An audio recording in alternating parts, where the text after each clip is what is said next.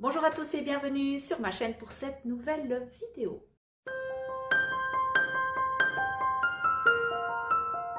J'espère que vous allez tous très bien. Je vous retrouve aujourd'hui avec grand plaisir pour vous présenter les petits nouveaux qui sont arrivés dans ma pile à lire. N'hésitez pas à venir en commentaire me dire si vous en connaissez certains ou s'ils font partie de votre wishlist ou s'ils vous tentent tout simplement. Je commence par faire une petite aparté. Il se peut que certains des ouvrages que je vais vous présenter ici dans ce book haul ou dans tous les book hauls à venir, vous les ayez déjà vus en update ou en bilan lecture, puisque je tourne mes book hauls maintenant en avance pour une question de pratique, de manque de temps. Donc c'est vrai que voilà, j'ai acheté pas mal de livres cette année et j'ai tourné tous mes book hauls un petit peu en avance afin de me dégager un petit peu plus de temps pour la lecture et pour également tourner d'autres vidéos. On commence tout de suite avec un livre qui en fait n'est pas vraiment un nouveau bouquin qui a intégré ma pile à lire puisque je l'ai déjà dans une autre édition. Mais je l'ai trouvé cette édition-là en boîte à livres, je la trouvais trop jolie donc je l'ai pris. Il s'agit du Hobbit de J.R.R. Tolkien. Je vous ai présenté ce titre il n'y a pas longtemps en book haul, donc en format poche, la dernière édition parue, sauf erreur. Et là, ben voilà, je l'ai trouvé en grand format avec cette jolie couverture. Moi, j'aime beaucoup. Et c'est aux éditions Christian Bourgeois éditeur. Et voilà, ça me fait une mini collection du Hobbit de 2 tomes. On part pas trop loin puisqu'on va rester avec Tolkien. Je me suis offert le coffret de la trilogie du Seigneur des Anneaux chez Folio Junior, je crois que c'est. En tout cas Folio. Je ne sais pas si c'est Junior, mais bon. Alors, c'est un coffret qui est sorti il n'y a pas très longtemps, je crois, et comme j'avais aussi envie de découvrir Le Seigneur des Anneaux, j'ai vu les films, mais je voulais les lire, parce que c'est toujours pas fait. Voilà, je me suis déjà procuré la trilogie, mais j'aimerais lire, bien évidemment, Le Hobbit avant.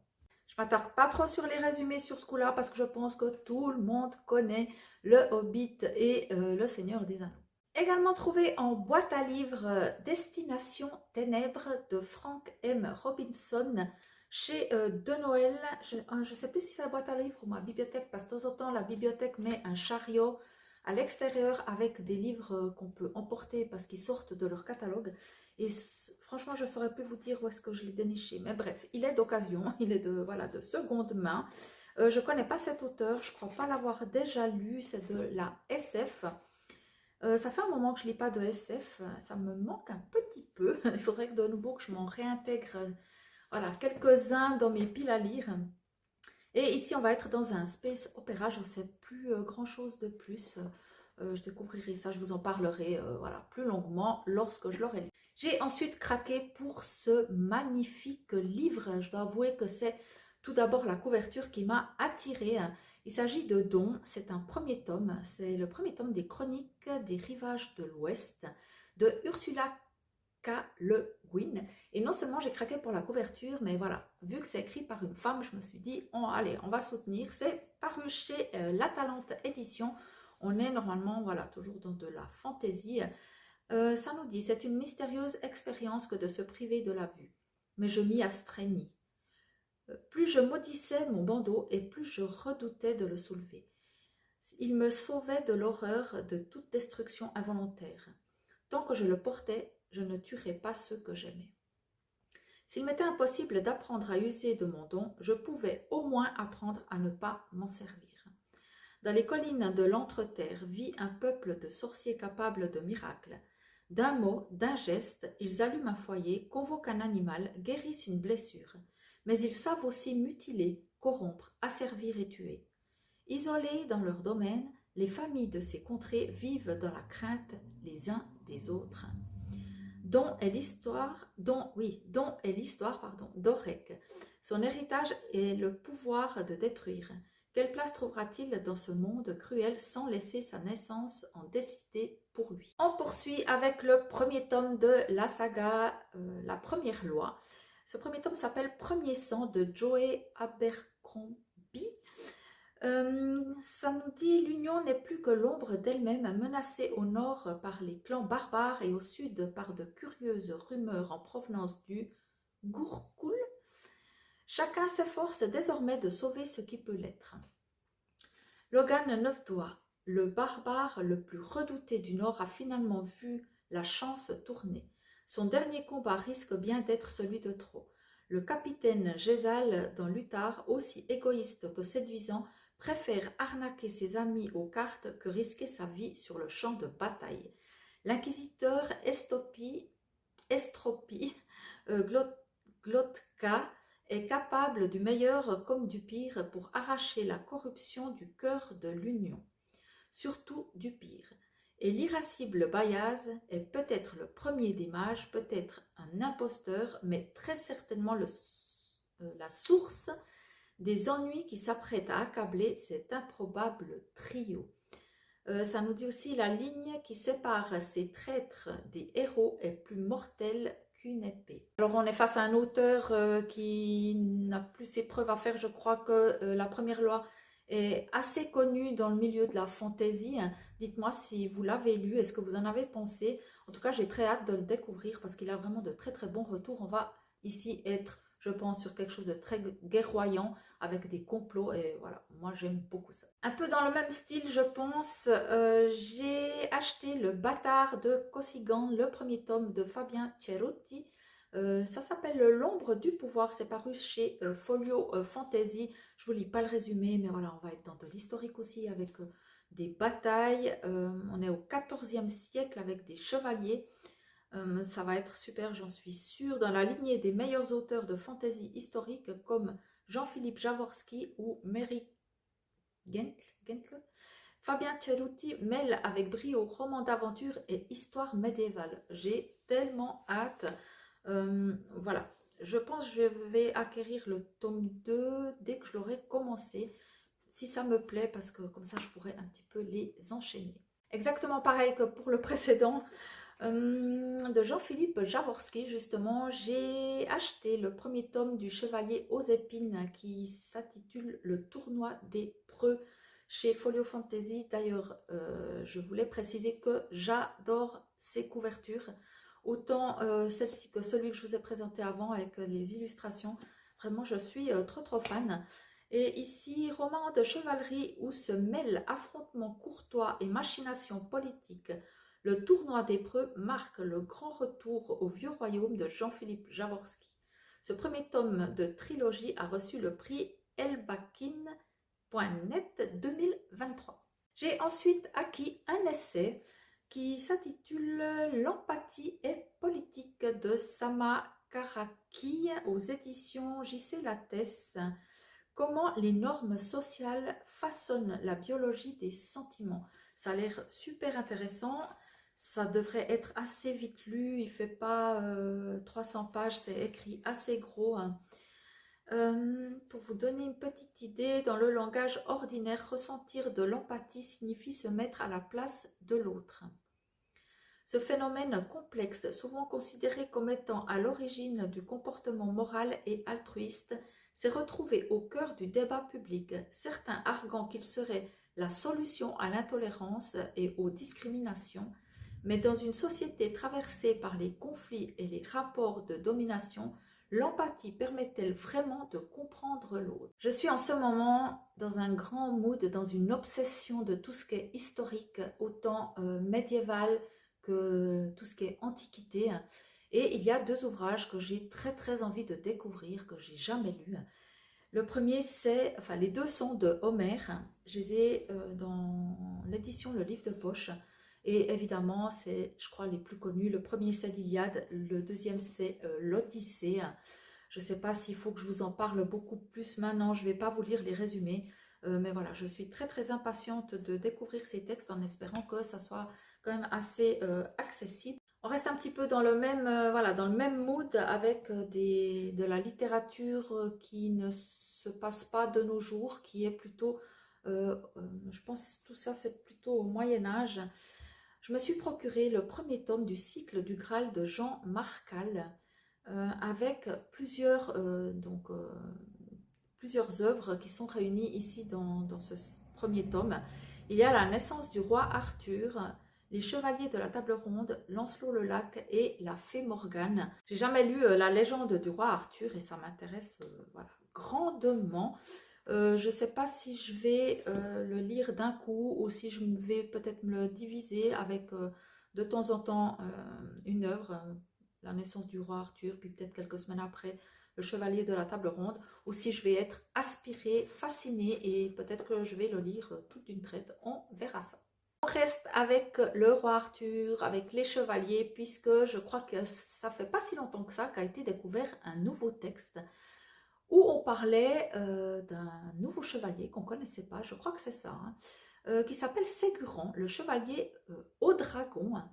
Ici, j'ai trouvé ça dans l'édition Le Livre de Poche classique, édition d'Emmanuel Arioli, et ça nous dit « Surpassant tous les chevaliers de son temps à force et en bravoure, Ségurant remporte haut la main chaque tournoi de chevalerie auquel il participe jusqu'à ce qu'il soit ensorcelé par les fées Morgane et Sibylle, qui le lancent à la poursuite d'un dragon cracheur de feu. Les aventures extraordinaires de ce chevalier de la table ronde étaient oubliées depuis des siècles. Elles ont été retrouvées par Emmanuel Arioli, qui a parcouru les bibliothèques de toute l'Europe en quête des manuscrits de ce roman arthurien. Au terme de plus de 10 années de recherche, le médiéviste donne ici le texte de ce roman disparu pour que chacun puisse à son tour le découvrir. Je trouve ça fascinant. Après tant de temps, on découvre voilà, un nouveau chevalier avec des nouveaux écrits. Et ça lui a pris 10 ans de pouvoir rassembler tout ça pour finir et d'en faire ce texte qui a l'air super passionnant. Celui-là, vraiment, j'ai très très hâte de le découvrir. Celui-ci, je ne sais pas dans quoi je me lance parce qu'il est hyper gros aussi. Il fait 850 pages. Il s'agit du Decameron de Boccace que j'ai dans l'édition Le Livre de Poche. Et on va être en... Ça a été composé à environ en 1350 et traduit dans l'Europe entière. Le moment est venu de découvrir le premier de nos conteurs, Giovanni Boccace, composé vers 1350, traduit dans l'Europe entière, imité, voire pillé pendant des siècles. Son Decameron eut une postérité aussi prestigieuse qu'innombrable. De Chaucer à La Fontaine, de Molière à Podokie. Fuyant la peste qui décime Florence en 1348, 7 jeunes filles et 3 jeunes hommes trouvent refuge dans une somptueuse villa toscane. Pendant 10 jours ponctués de concerts, de fêtes et de banquets, chacun s'efforce de divertir quotidiennement les autres par l'invention d'un conte. Ni l'émotion ni le tragique ne sont absents de ces 100 récits, mais la tonalité d'ensemble, on le sait, est plutôt la galanterie. Une galanterie prompte, mutuelle, expéditive, que la traduction se garde bien d'édulcorer. Donc on va être sur des courts textes, puisqu'il y en a quand même 100. Ça fait un peu comme un recueil de nouvelles qui a été composé en 1350. Pour terminer avec cette section un peu Moyen-Âge, Antiquité, je me suis procuré La vie quotidienne au Moyen-Âge de Jean Verdon dans cette édition de chez Perrin Tempus, je crois que c'est Perrin. Oui, Perrin, édition Perrin, collection Tempus. C'est une collection que j'aime beaucoup, beaucoup. J'ai déjà beaucoup d'ouvrages dans cette collection. Et ici, ben voilà, entre naître et mourir, les 22 chapitres de ce livre scandent l'existence des hommes et des femmes du Moyen-Âge. J'espère en apprendre beaucoup.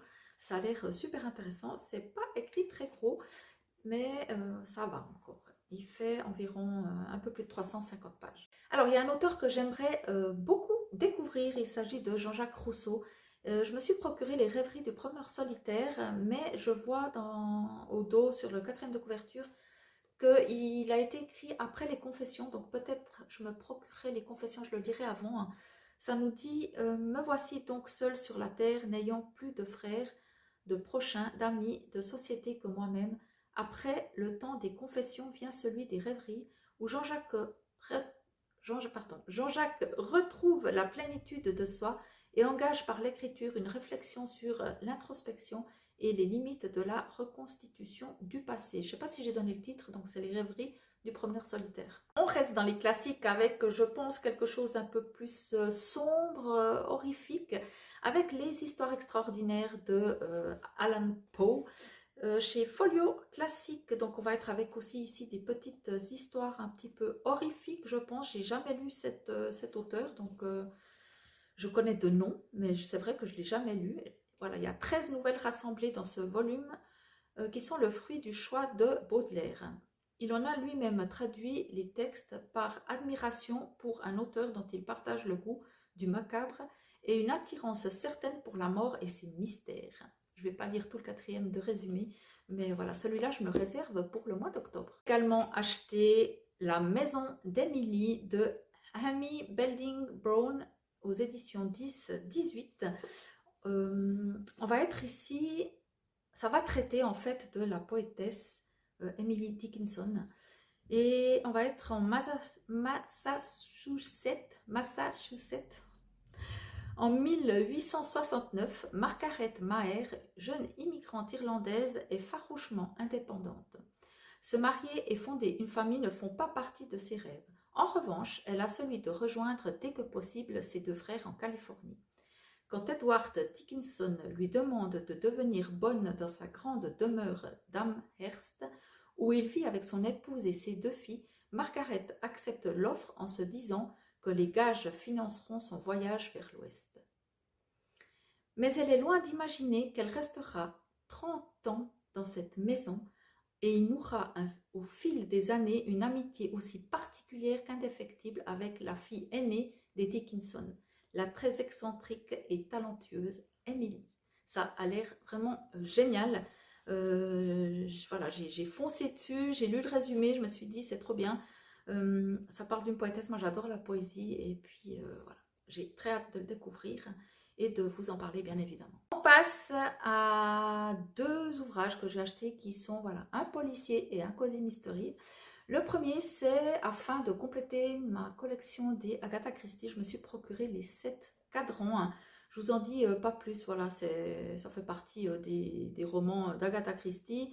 Je me souviens plus trop du 4e de couverture, mais je suis bien contente de l'avoir acquis comme ça. Petit à petit, je les ai bientôt tous. Et pour terminer, j'ai acheté une suite de séries. C'est un tome 9 et il s'agit de Meurtre et Carotte Cake de Joanne Fluke. C'est le tome 9 donc des enquêtes de Anna Svensson, paru chez Le Cherche Midi. Je ne vous en parle pas beaucoup plus non plus. C'est une suite de séries de Cozy Mystery. C'est une saga que j'ai commencé mais que pour l'instant j'ai mise de côté mais que j'adore. Et voilà, comme ça j'ai ce tome 9. Je pense acheter le tome 10 aussi.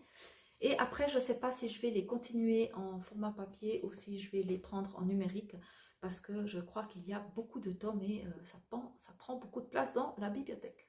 Je suis désolée si j'ai un petit peu bafouillé pendant cette vidéo, mais il fait à nouveau très chaud ici et je suis un petit peu fatiguée. J'espère que ça n'a pas été trop désagréable à l'écoute. Merci d'avoir regardé cette vidéo. J'espère que vous avez passé un bon moment en ma compagnie, que cela vous a donné peut-être des idées de lecture. N'hésitez pas à venir papoter avec moi en commentaire. Et en attendant de vous retrouver ici ou ailleurs, je vous souhaite de très très belles lectures. Surtout, prenez soin de vous et à très très vite pour une prochaine vidéo. Salut!